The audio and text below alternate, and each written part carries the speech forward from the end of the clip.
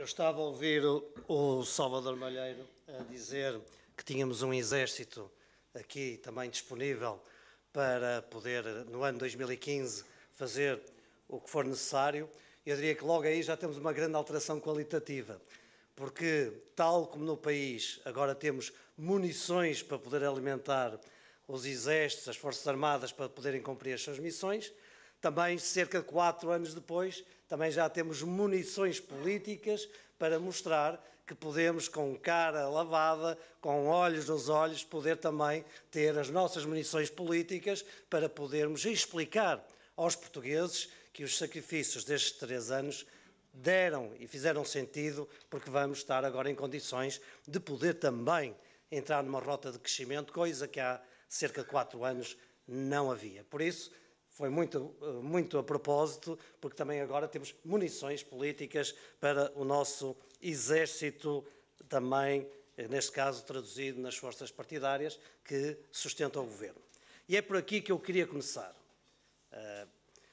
por salientar a importância política de uma iniciativa deste género, neste momento, feita pelos 2 partidos, pelo PSD e pelo CDS, que tem um significado político muito mais relevante e que transcende até os próprios 2 partidos em si.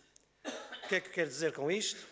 É também a afirmação institucional da importância dos partidos políticos, não é dos movimentos, não é das situações anónimas, é dos partidos políticos, das instituições, com um rosto, com ideologia, com um programa, cara na cara, não através das redes sociais, que não se sabe bem o que é e quem está por trás e da forma como manipulam depois sem rosto. É uma prova de resistência também, que é uma prova de resistência no momento em que, quando a crise financeira quis provocar ainda uma crise mais grave, que era a crise da nossa democracia, devemos também, hoje, reconhecer que, quando 2 partidos políticos com responsabilidades na gestão do nosso destino comum assumem com a sua marca identitária, fazer uma discussão desta natureza, estamos nós também a mostrar que, tal como combatemos a crise financeira, estamos também a combater a crise política das instituições, da democracia, e estamos a fazê-lo da forma que o devemos fazer, porque não haja inocência nisto. Quando há muitos anos se discutia a questão da democracia direta ou da democracia representativa, o que estava em causa não é uma pura concepção teórica para os profissionais da ciência política. O que estava em causa era saber se um país pode ceder ao populismo, se pode ceder à demagogia, se pode ceder às situações onde não há rosto e por isso não há responsabilidade política, ou se deve, como nós sempre defendemos, nós, os PSD e o CDS, desde o 25 de Abril, que a democracia deve ser representativa, porque essa é aquela que combate o populismo, que tem rosto e que permite que a democracia seja representada nos órgãos, nas instituições, por aqueles quem o povo democraticamente eleger através do voto. E por isso, uma iniciativa como esta de hoje tem essa importância também da afirmação daquilo que é o combate àqueles que desejam pôr em causa a democracia e que, como sabemos, e quem é deputado europeu também sabe muito bem, que não é uma situação só de Portugal, é uma situação dos nossos valores europeus, e que devemos cuidar, regar, para que não haja situações de que nos venhamos a arrepender daqui a alguns tempos, que nenhum de nós deseja. Esta é a primeira mensagem que eu queria passar. A segunda é de que, tal como tenho orgulho em ser membro, neste caso, de um dos partidos que está a fazer esta manifestação política, tenho muito orgulho em fazer parte deste governo. E digo isto porque não ignoro que estamos em ano eleitoral, mas para quem passou, e o ano eleitoral não fomos nós que o escolhemos, o fim da troika e o fim do período do programa de ajustamento, quando hoje nos dizem que nós estamos em melhor situação e parece que é uma questão de natureza eleitoral, não é, não fomos nós que fixamos o programa para 3 anos, não fomos nós que em 2011 tivemos que chamar a Troika para que cumprir um programa que tivesse que se situar dentro de um mandato, só que se calhar havia muitos que não acreditavam no sucesso do bom cumprimento do programa e agora, porque nós e os portugueses em conjunto conseguimos, com rigor, com disciplina, com espírito de sacrifício, conseguimos libertar-nos do resgate, é evidente que estamos em 2015 a poder apresentar os sinais positivos dessa capacidade que todos tivemos em conjunto de ultrapassar estes 3 anos muito complicados. E por isso eu tenho orgulho de fazer parte de um governo que não cedeu às situações de facilidade que teriam comprometido aquilo que é hoje a nossa situação. Sinto orgulho de fazer parte de um governo que resistiu a pensar sempre no país e não na sua melhor ou pior situação para ganhar eleições. Quantas vezes nós ouvimos pedir aos políticos para que façam aquilo que têm de fazer em função do que o país precisa e não em função da sondagem da semana seguinte?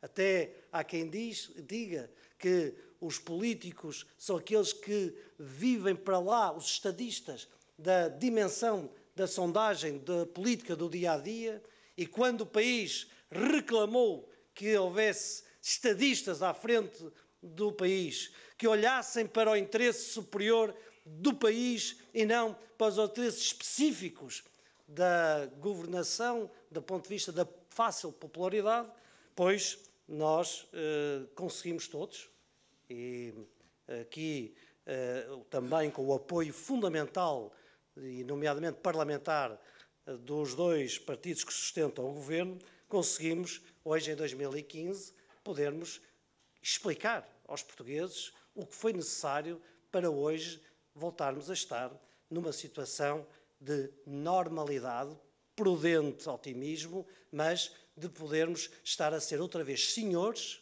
dos nossos destinos e não estarmos sob aqueles que, como credores, condicionavam as nossas políticas, condicionavam as nossas opções, e isto é motivo de orgulho para qualquer um dos que está aqui presente e que esteja também militante no exército que precisamos ser em 2015, de poder, com tranquilidade, não escondendo as dificuldades, não ignorando os problemas, de ter orgulho no governo que apoiou neste período.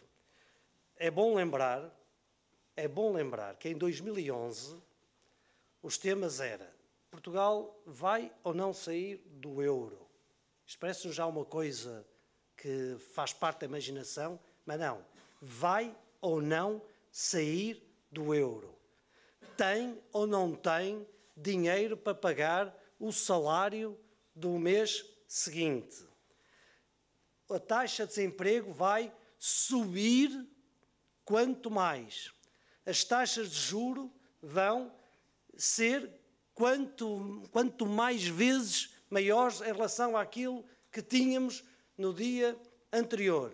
Devo-lhes dizer que o desespero no governo no primeiro ano era nós, na semana seguinte, em relação à semana anterior de um qualquer Conselho de Ministros, não obstante termos naquele momento já feito contenções nas despesas, ainda ser necessário fazer mais, porque a taxa de juros à época era uma taxa de juros elevadíssima. Se o desemprego hoje, agora em 2014, temos temas que já são completamente diferentes. O que discutimos é qual é o valor da taxa de crescimento que vamos ter, se o déficit vai descer mais ou menos, mas sempre a descer, e se o desemprego, que é uma chaga social e que é sempre elevado, o desemprego é sempre elevado.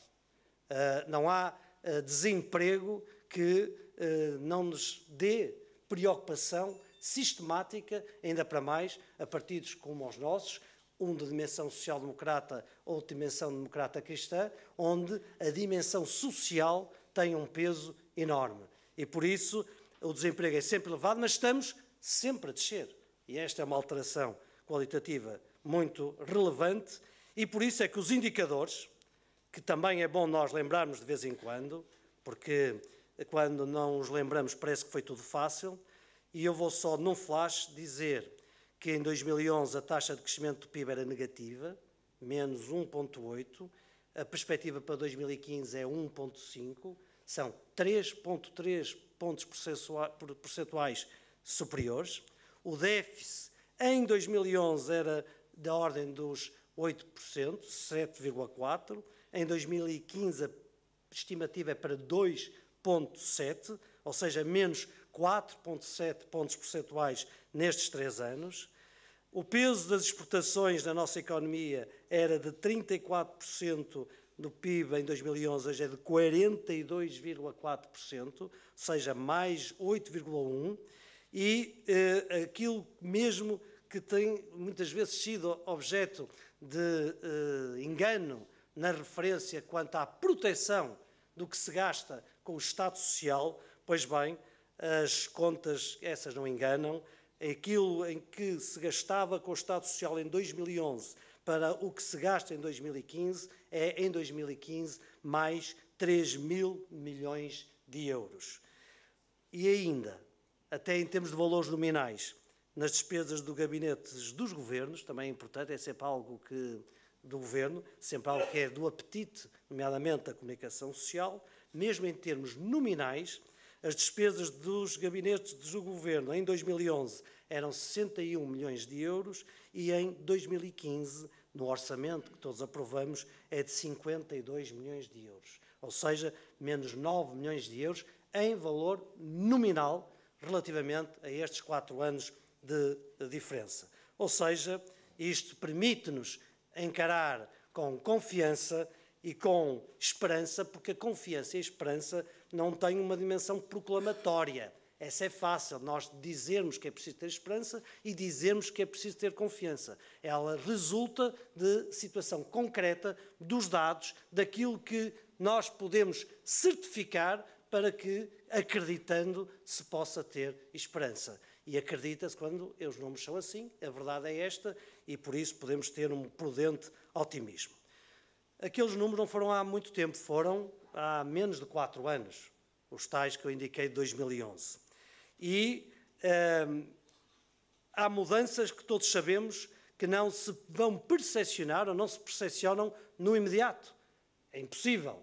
Também o que o país sofreu nos anos 2011 a 2014 foi fruto de umas políticas acumuladas erradas do governo socialista que, durante, e sobretudo a partir de 2007, ignorando os sinais da crise que aí estavam, acumulou políticas erradas que conduziram às consequências de, em 2011 e 2012, nós temos sofrido o que sofremos. E por isso eu vou-vos propor também aqui um exercício simples. E não peço para fecharem os olhos, que não vale a pena, mas vamos esquecer por um momento que estamos em Portugal, que estamos no nosso país. E imaginemos o que qualquer um de nós diria se estivéssemos a falar de outro país, o que é que diríamos se continuasse esse país a ter, como tinha, 3 hospitais militares, um por cada ramo das Forças Armadas.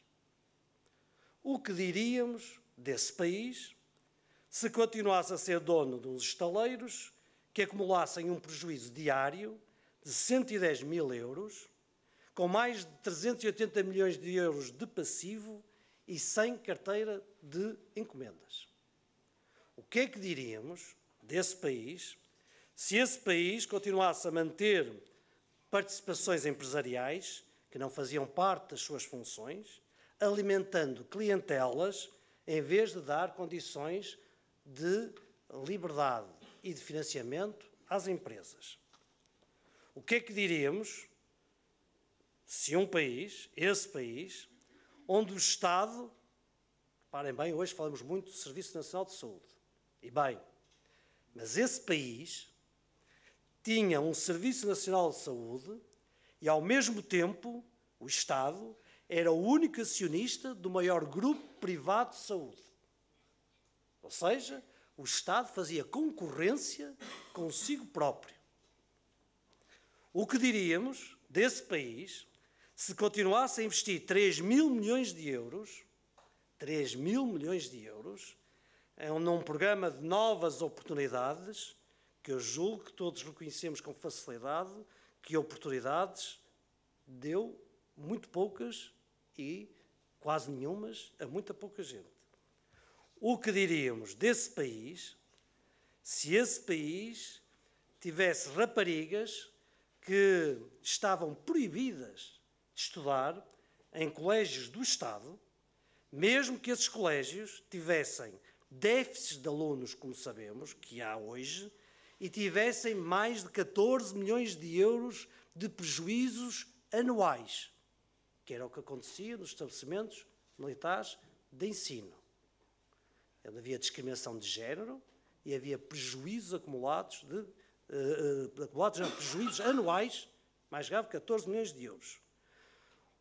Continuando neste nosso exercício, o que diríamos num país que continuasse a ter um governo civil por cada distrito, cuja atividade mais conhecida era registar concursos publicitários?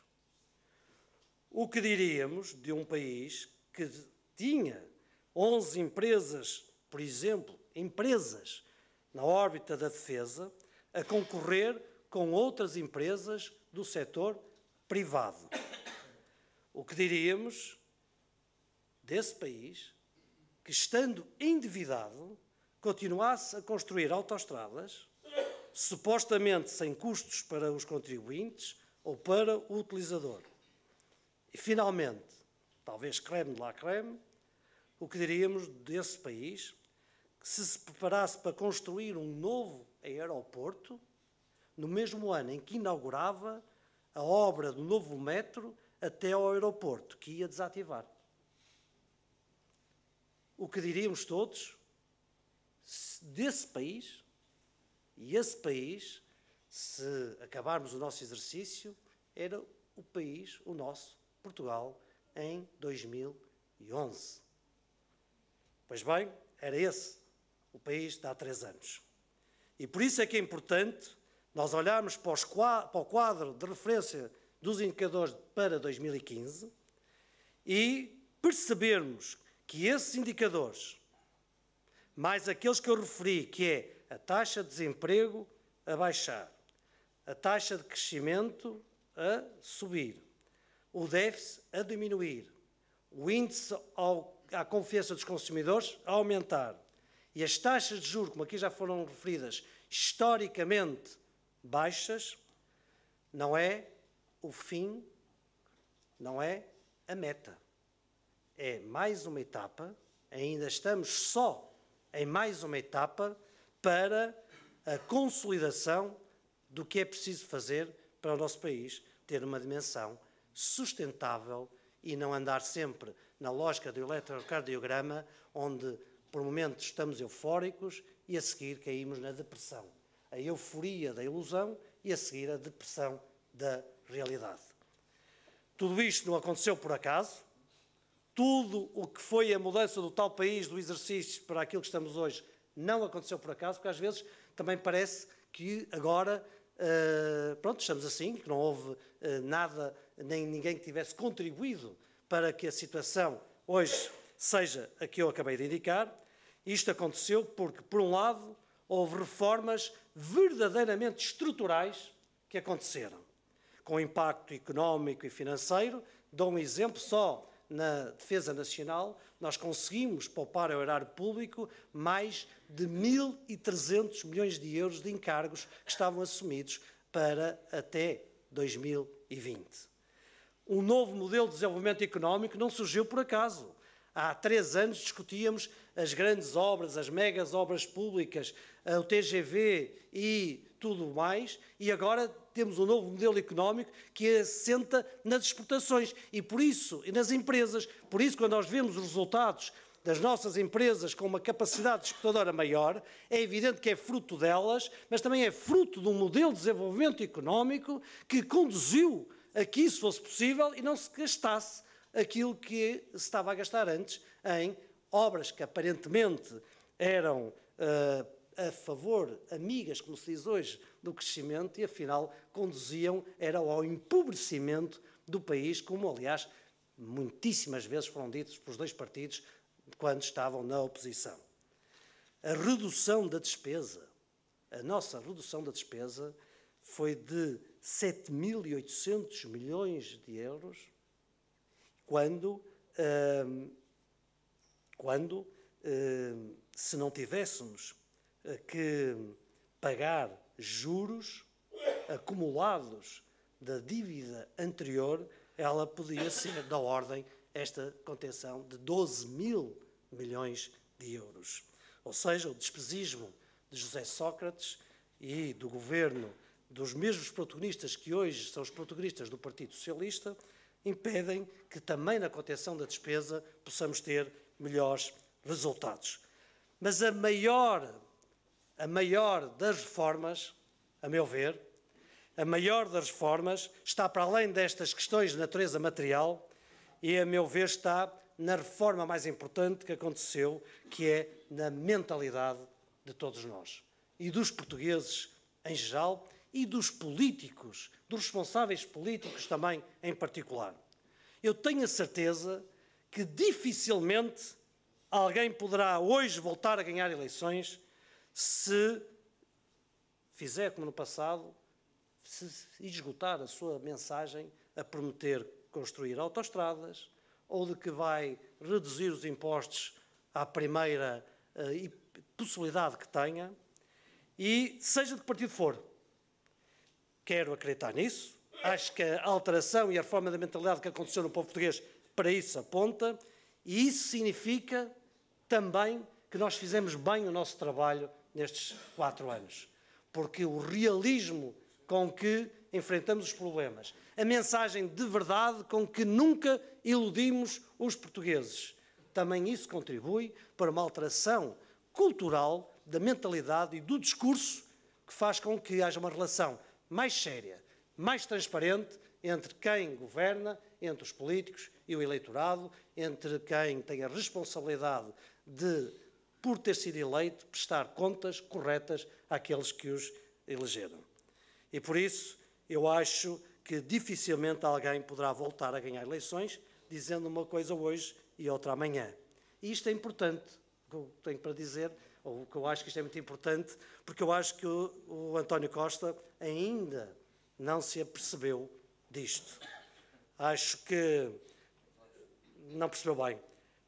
E por muito que ele queira proclamar que assunto encerrado quanto a matérias em que ele revela ter várias caras, esses assuntos não ficam encerrados na medida em que, tendo várias caras, é ele próprio que alimenta a existência desse tipo de assunto. E eu dou em flash 3 ou 4 exemplos, porque é bom, porque como estamos em ano eleitoral, é bom que os portugueses, quando fizerem as suas opções, olhem sempre para aquilo que é o presente, para aquilo que é a perspectiva do passado, mas também aquilo que é o património, a história, porque isso dá credibilidade essencial para a confiança no momento do voto. Quando o António Costa desistiu de ser secretário-geral do Partido Socialista, fê-lo justificando que essa situação era incompatível com o exercício da função de Presidente da Câmara de Lisboa. Depois de eleito, a situação parece que não é não só incompatível, como até é compatível até ao momento suposto em que ele acha que pode vir a ser eleito Primeiro-Ministro de Portugal. E, portanto, todos nós compreendemos que, para além de ter 2 caras e para além de não ser séria nenhuma das argumentações, é evidente que aquela foi oportunística para justificar uma desistência e esta é oportunística para justificar andar a confundir os portugueses, e nomeadamente os lisboetas, daquilo que é a dinâmica da gestão da Câmara e a dinâmica do candidato a Primeiro-Ministro. E isto não é situação que se recomende. quando o Syriza ganhou as eleições, na euforia de que aquilo sim era uma nova capacidade para a Europa entrar nos eixos, acabar-se a austeridade, como se houvesse partidos que são, por natureza, contra ou a favor da austeridade. Não há partidos que sejam pela austeridade.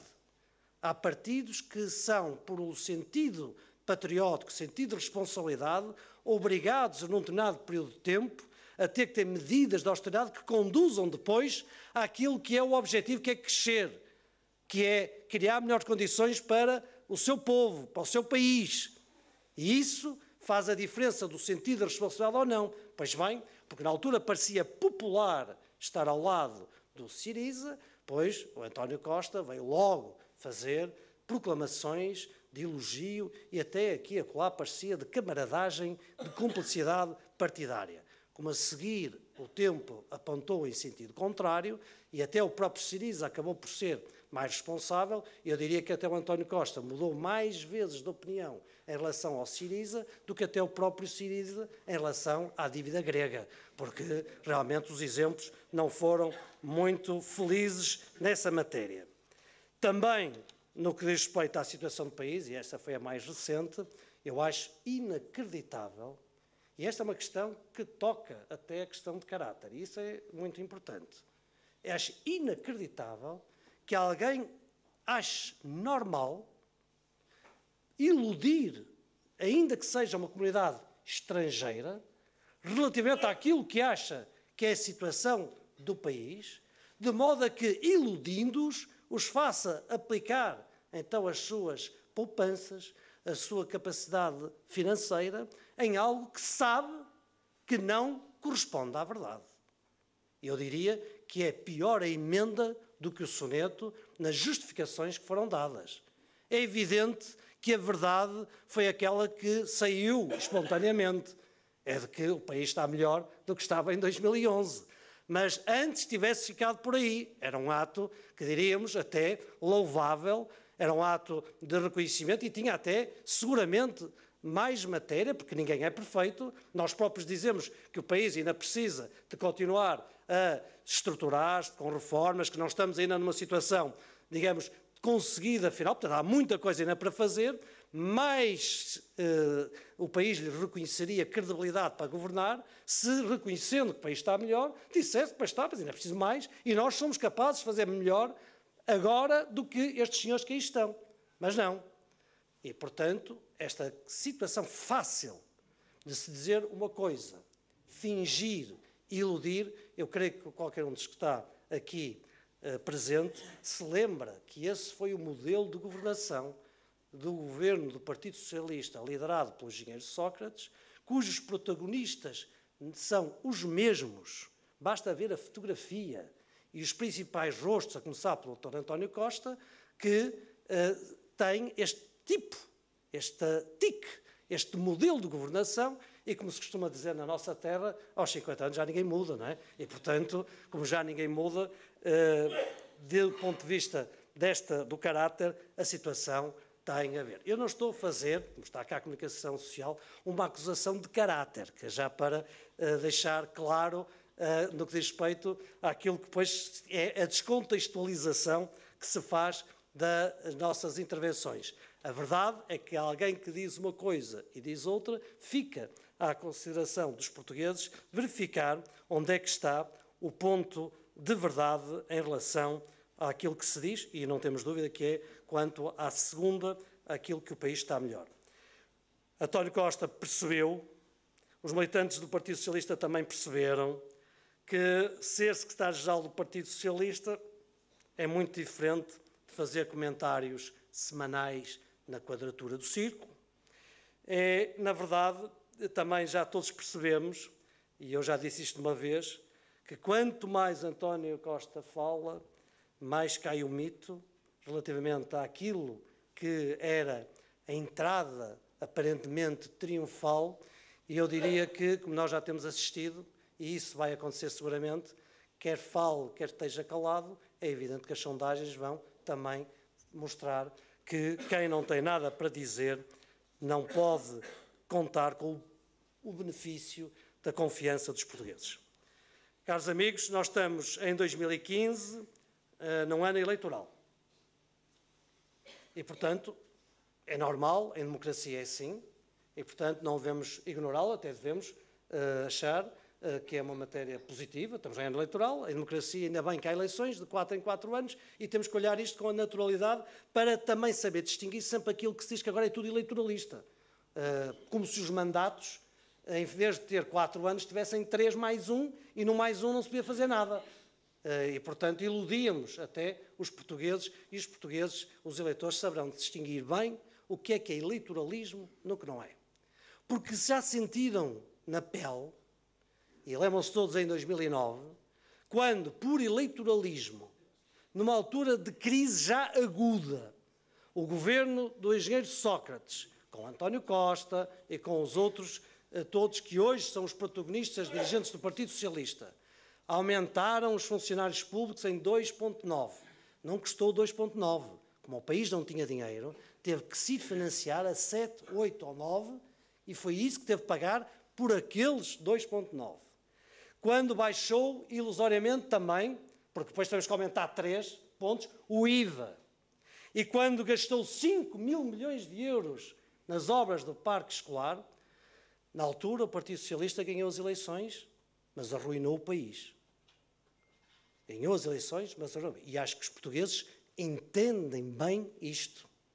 E, portanto, sabem distinguir hoje aquilo que é a dimensão eleitoralista daquilo que é a gestão até ao último momento com rigor e sentido de Estado. E é aí que a coligação, e eu acho que posso, neste particular, ser porta-voz dos dois partidos, embora ainda não haja a coligação, mas acho que para isto posso dizer, seguramente sem estar a violar a legitimidade, neste caso do CDS, de que ambos os partidos têm sentido de Estado. E têm o sentido de Estado suficiente para colocarem o país primeiro e, por isso, é que mesmo agora estão juntos a mostrar ao país aquilo que é necessário fazer neste ano eleitoral. E já agora, porque estamos em coligação também, não posso deixar de dizer uma coisa que me parece importante. Durante não sei quanto tempo, eu vou-lhe dizer que como membro do Governo fiquei exausto até de ouvir dizer que a coligação está em crise, vai entrar em crise, se acabou de sair da crise. Eu acho que desde que fomos eleitos que diariamente havia quem alimentasse, nomeadamente o Partido Socialista, e que estávamos em crise. A coligação esteve sempre em crise. Curiosamente, estando sempre em crise, vai durar e perdurar o mandato inteiro. E isso significa que houve sempre o sentido da responsabilidade que justifica que a estabilidade é um valor fundamental e foi um valor fundamental para ultrapassar os graves desafios que tivemos pela frente. Agora, o que nós facilmente constatamos é que quem andou sempre com a estabilidade da boca em relação à coligação está com uma instabilidade interna, na coligação interna das fações do Partido Socialista, que ao fim de 6 meses já estão com um cenário de divisionismo, de, como se costuma dizer, de facas nas noites longas, não é assim, qualquer coisa assim, não sei bem a expressão, mas a verdade é que a coligação dita sempre em crise cumpriu o mandato. A coligação interna do Partido Socialista, ao fim de 6 meses, parece que já está a caminhar para a sua própria destruição. Ou seja, os portugueses podem confiar na capacidade que os partidos do governo têm para superar as próprias divergências internas, que são normais, mas que sempre souberam colocar no final a solução de consenso e a defesa conjunta daquilo que era importante para o país, mas não podem confiar nas fações do Partido Socialista para que possam ter a certeza que não há um regresso ao passado. Este é um ponto que eu acho que os portugueses têm de ter muito bem presentes. Há 2 partidos que, em coligação e com divergências, souberam colocar o interesse nacional sempre à frente e têm, na história da nossa democracia, pela primeira vez, uma coligação que durou um mandato completo e, ao lado, tem um partido que, com a sua coligação interna, não se consegue entender mais que 6 meses e que teme-se por um regresso ao passado que nenhum de nós deseja. E, por isso, vou terminar, é preciso que, é preciso mais 4 anos para consolidar o trabalho que foi feito. Nestes 4 anos, sabemos que o país está menos socialista. Também sabemos que está menos dependente do Estado. Também sabemos que tem uma economia mais livre. Também tem uma economia mais justa e também tem uma economia com, eu diria, sem favoritos ou afilhados. E tem um Estado Social forte e presente para quem realmente precisa. E esta realidade faz com que a afirmação de António Costa seja verdadeira, ou seja, o país está melhor. Mas é preciso que o nosso crescimento, seja sustentável e para isso nós precisamos de consolidar as reformas. E por isso o nosso tema é investir e eu diria que o melhor investimento que Portugal pode fazer é renovar a maioria, porque é o melhor garante de que não voltaremos ao passado que tanto, mas tanto custou aos portugueses. Muito obrigado.